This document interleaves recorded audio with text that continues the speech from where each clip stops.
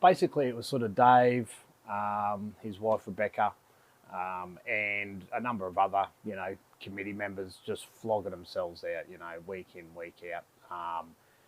And at that stage, I had zero idea about what was happening, on a committee level here at the club. It was just I was looking after opens, and David had the field open, and I'd rock up, play, have a few beers, and then go.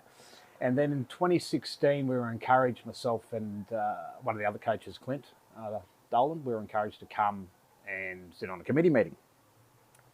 And we come and sat on the committee. I only knew a couple of the members, which I'd played football with and or either grew up with, etc. And it was quite adversarial. At that present time, I think the club had a full-time barman. So he would come and open the bar during the day. He'd line mark, he'd mow, etc., etc. And so there was quite a issue going on at the club right then around cash flow and and money, etc., and whether or not that was good value. And so when we joined, they were discussing making the barman redundant. And there was other concerns around the way that the committee were being very adversarial towards council.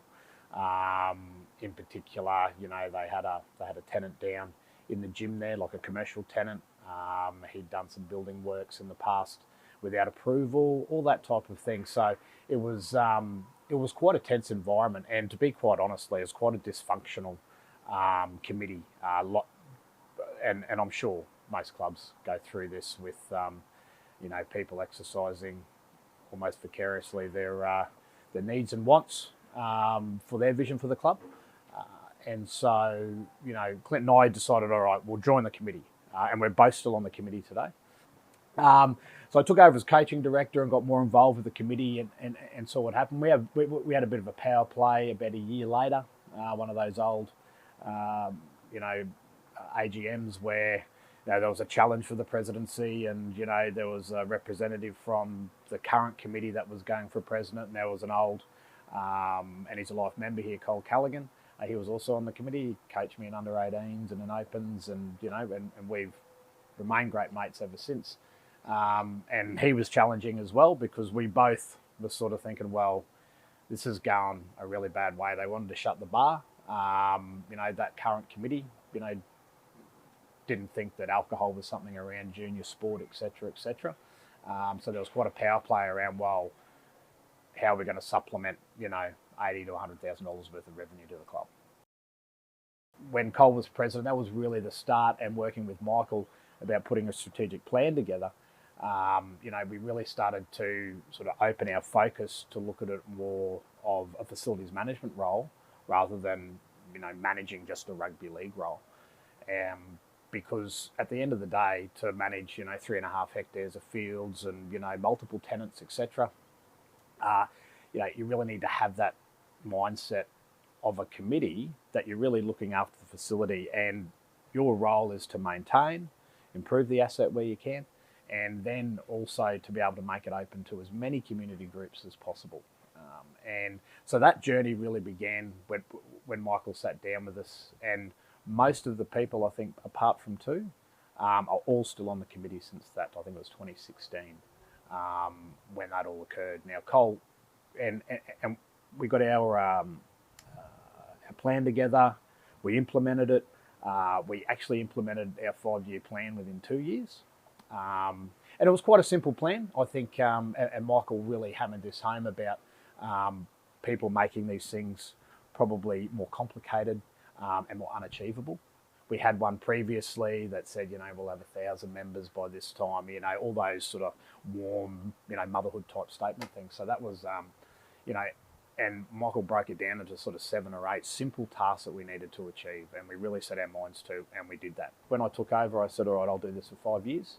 I think in any organisation, whether it be a club, social club, a company, anything like that needs strong leadership, but it also needs continuity, and to be able to see out a vision and to be able to achieve the goals you want to achieve. So we do a lot of planning as far as, all right, what do we want to achieve year on year, and being able to improve the club moving forward. it really, okay, so we basically sat down as a committee and said, well, what do we need to do, So, we strategised point of sale, number one, all right? So we can run stock inventory, so we can have, proper, details about transactions, revenue, cost of sales, all those types of business type things. Now, being a business owner myself, that's sort of what I brought to the table. We brought in Xero first up.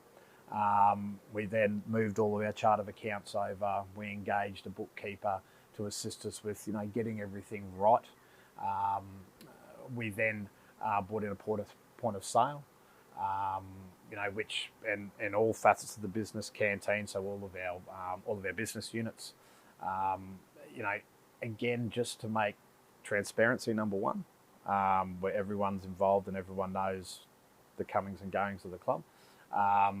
But it was those sort of strategies and improving the facility that's able to increase the revenue, because that's the number one goal. You have to increase revenue, and you've only got certain revenue streams. We've got registrations, we've got bar, we've got canteen, we've got our tenants and field usage, and we've got fundraising as well.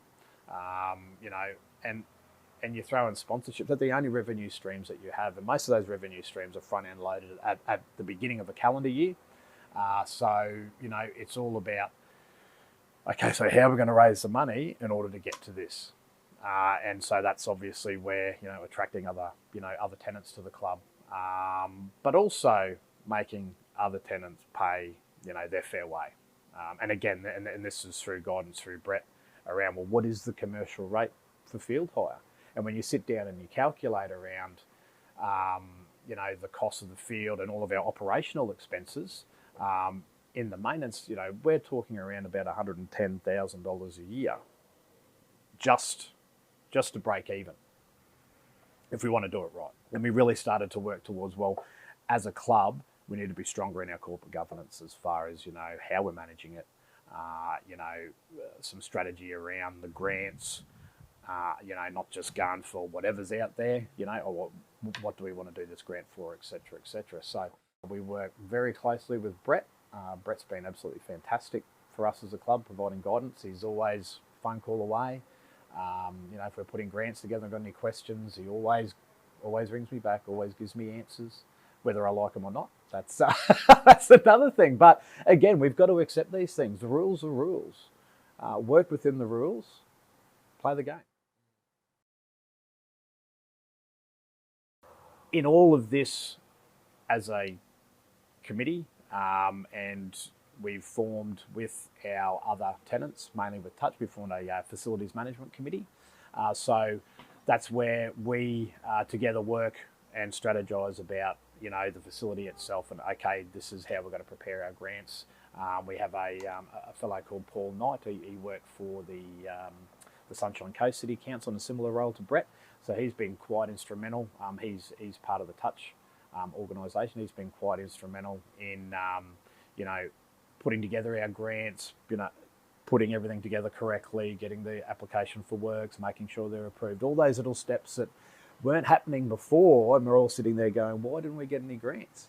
The moment we did that, we're getting grant after grant after grant. And, one of the main mantras, within our committee is that we have here is that if we build it, they'll come.